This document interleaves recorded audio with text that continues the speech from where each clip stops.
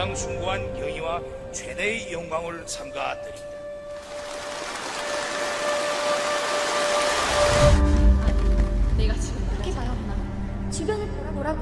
Yeah, it's a long journey. A lot of tragedy involved. Basically, my sister left with her friends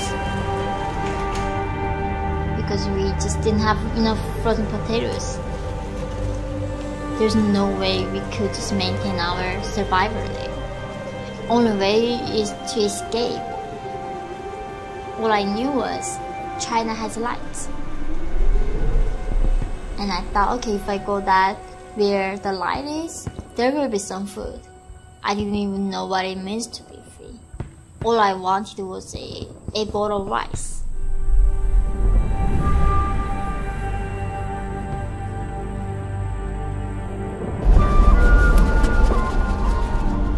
At the age of 13, my mother and I crossed the frozen river.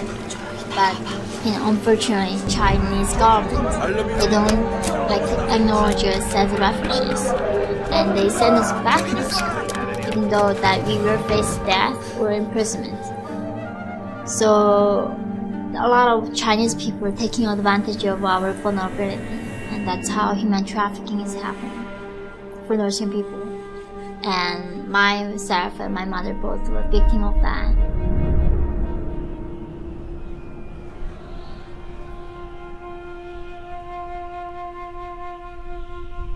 2 years later, I found out that if I go to South Korea, I can be free, and I crossed the Gobi Desert to Mongolia with my mother. You accept you might die, because there is no way going back. You're just dying from the executed by the regime. We brought knives, we brought poisons with us, and that was the last try to live like human beings, with dignity. When we arrived in Mongolia, the soldiers caught us, and they were like, "You are going back to China, and you will be sent back to North Korea." And that's why we will not hesitate to tell them like we're gonna kill ourselves, because we know what the consequences are. We will be executed or imprisoned forever and starved to death anyway. So we were like pleading them and threatening them, and somehow, luckily, they didn't send us back.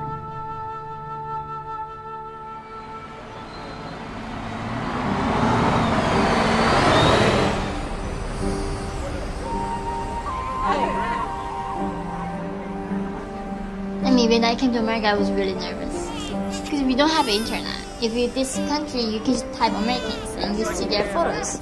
But for us, we are not allowed to travel. We don't have internet, so you just see the paintings the government draw for us, which is like USA and big nose and blue eyes, like looks like monsters. And for me, that was the image of Americans.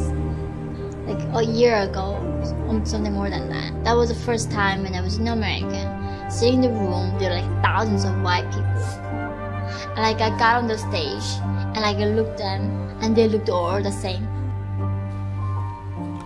And just see the power of that brainwashing. And like that way, like even the songs that you sing, the books you read, and the math problem, science you learn, everything involved with the brainwashing.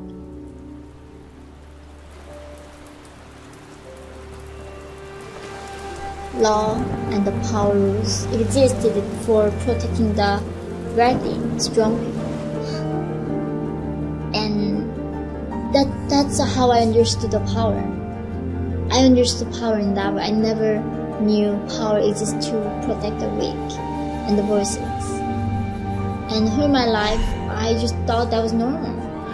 People disappear for no reason.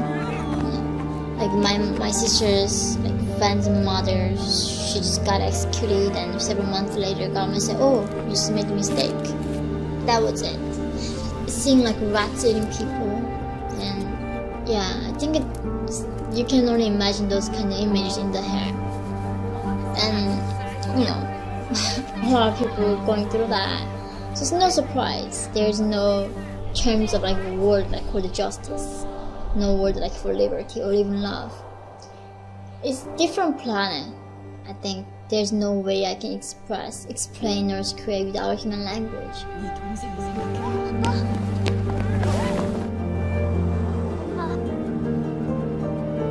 Without freedom, we cannot fulfill our potentials. We cannot be who we are. So that's why I think I was ready to die for freedom. And I have no regrets. That choices that I made to be